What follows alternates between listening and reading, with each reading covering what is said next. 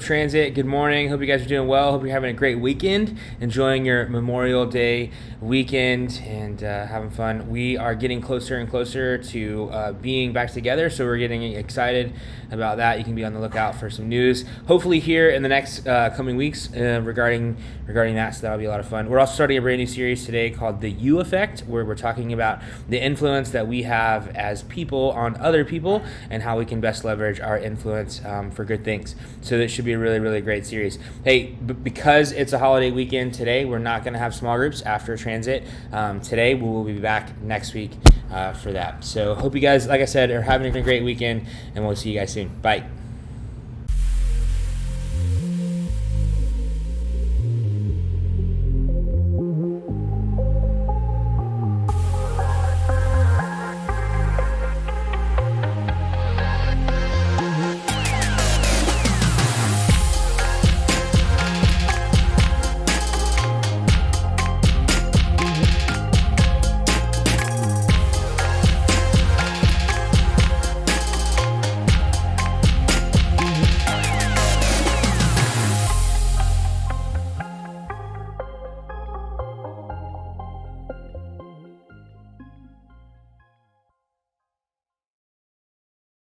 When you think about it, the English language can be quite strange. Why is phone spelled with a PH? I literally just don't get it. Why not start it with an F, okay? Why do we have 3 different spellings and meanings to the word to? Like, was that created just to confuse us when we're sending text messages? Why is it so hard to spell spaghetti? I need somebody to tell me right now. I spell this word so badly, even my phone has no autocorrect ideas for me. It's basically shaming me, like, you know what?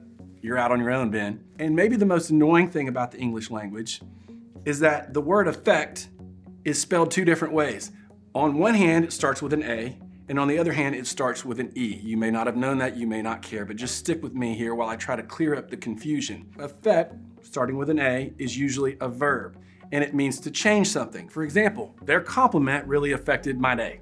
Like, I was in such a better mood after they said that. Now, affect with an E, on the other hand, is usually a noun, and it's the result of change. Like when you hear about the side effects of medications, it's referring to the result of change that medication could cause in your body. Now, right now, you're probably wondering why in the world we are taking grammar at church. Well, the point is that both of these words are similar and can be easy to get confused, but both of them are key to what we're talking about in this series, because we're talking about the ways that we influence, impact, and change each other.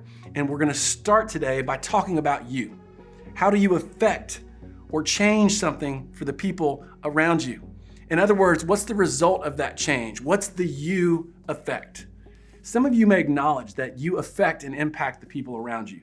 Maybe you hold some type of leadership position, either at church or at school, or you have friends and you understand that, hey, your opinion affects others. Whether it's about something serious like who your friends should date, or something random like what Avenger you think is the best, Iron Man of course, but you just know that your words have an effect on others. On the other hand, some of you may say, I don't affect, impact, or influence anyone. The me effect is currently at 0. Like, the only person I have influence over is my family's dog, and my family's dog is not a person, okay? And even he ignores me sometimes. If that's you, it's normal. I've been there. And I think there are a few reasons why it's easy to feel this way.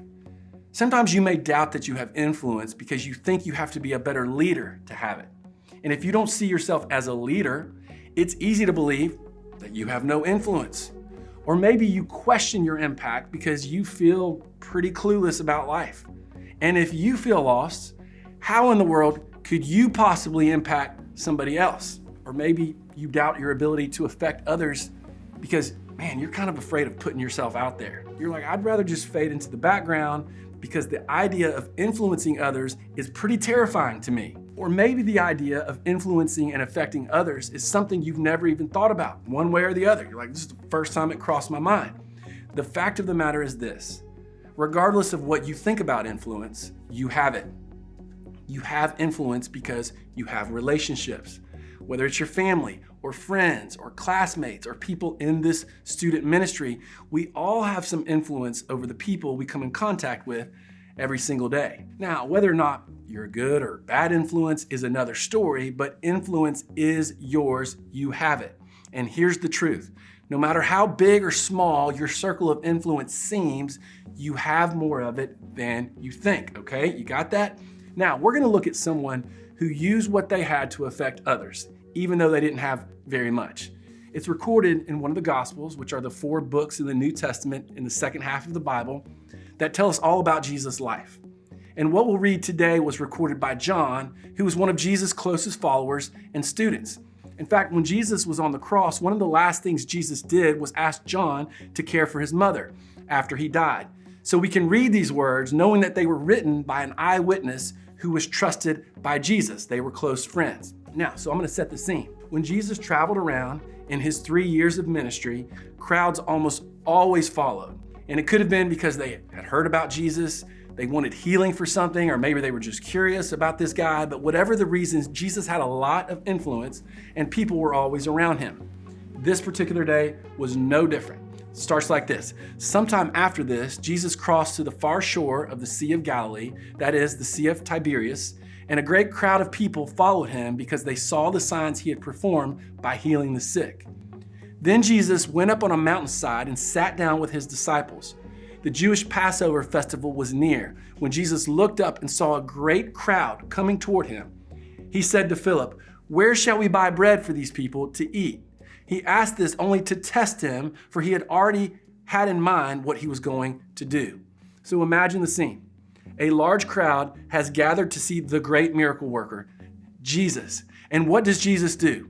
He asked one of his disciples, Philip, what he thought they should do. If I were Philip, I would have been like, aren't you the miracle guy? Like, isn't this more your arena than my arena? But instead, Philip responds this way.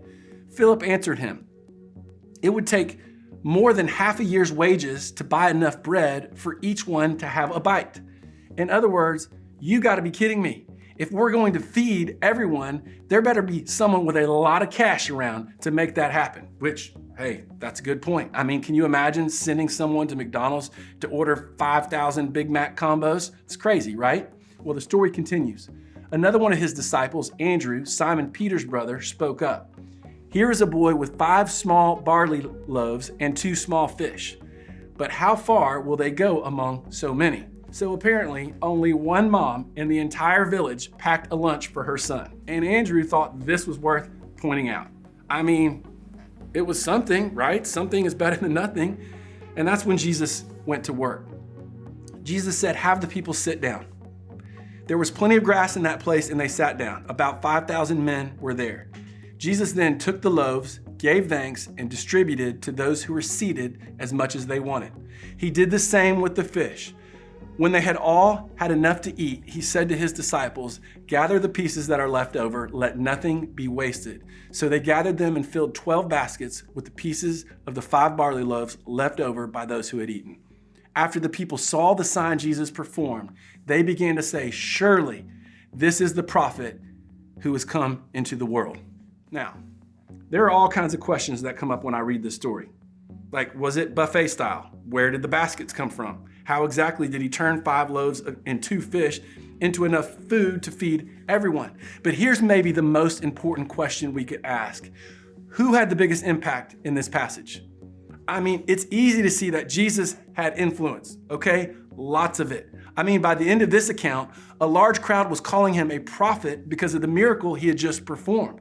So yes, Jesus has a huge effect. And then there's the disciples. They were impactful just by being associated with Jesus. So they certainly had an effect as well. But the real superstar of the story may not be who you think. I think it was the boy with the lunch. And at first it seems like the total opposite. How could a kid with some bread and fish be influential? But the truth is, it wasn't the amount of what he had that allowed him to make a difference. It was his willingness to use what he had that made him influential. And this would have been an even bigger deal in the context Jesus was living in, where children weren't valued at all. No one would have seen this boy as having influence, but that didn't stop him from stepping up. And it was his willingness to do that ended up impacting thousands of people. Like, can you imagine how the conversation went with his mom when he got home that afternoon? Yeah, Mom, there were thousands of people there and they ate my lunch. Yeah, they picked me. I shared my lunchbox and everybody had more than enough. No one, not even his mom, could have imagined things going that way, but they did. And thousands of years later, we're still telling his story. I bet this kid and everyone else around this kid never, ever, ever thought influence like this would be a part of his story. It didn't matter that he didn't take the stage. It didn't matter that he wasn't well known. He wasn't in a position of leadership. He wasn't a speaker or a preacher. He wasn't the captain of the team. He wasn't the head of his class. Jesus wasn't looking for any of that. The only thing that mattered was that this boy brought all that he had, and it was enough. Because ultimately, this was about the power of Jesus and what Jesus was capable of doing through someone who was willing to be used and to offer what they had. Now, when it comes to you and I, affecting the world around us, it's all about us being willing to show up and offer what we have. But before that's possible, you have to recognize this. You have more of an effect than you think. You have more of an effect than you think. Imagine if the little boy listening to Jesus teach believed that he didn't have any potential for influence. If he would have said, you know what, I'm not offering much, so I'm just gonna keep it to myself. There would be no story to tell. In the same way, when we feel like we have nothing to bring to the table, when we believe that we don't have the potential to affect anything, there are countless stories and opportunities we may be selling short as a result. The way we see influence needs to change. It's time we begin to realize that having an effect on others and having impact is really just being willing to do something. Do something with what you have, no matter how big or small what you have is. In other words, having an impact isn't about doing more, having more, or knowing more people. It's about offering what you already have to those around you. But how do we begin to understand the effect we have on others and what to do about it? Well, I think there are a few steps you and I can take. And first, it really starts by identifying the who. Who are the immediate people in front of you that you have the potential to affect? Who are the people closest to you? Maybe it's your siblings, friend or your friends, a teammate or other people in your family. No matter who it is or how many people it is, it's keeping in mind that there are people around us that we are capable of affecting. And then identify the need. What is it that the people around you need? Is it encouragement? Is it time, quality time with them? Do they need someone to listen to them? Someone to help them with their homework? Identify what you have to offer. What needs are you equipped to meet? Identify what you can do and then do it. When we shift our mindset from not having enough influence or not having enough effect, whether that's because we don't know enough people or feel like we have enough to offer, and we begin seeing that everyone has an effect, everyone has influence when they use what they have for the people around them, that's when things begin to change. We'll start to see how much more all of us are capable of. We're gonna feel more empowered.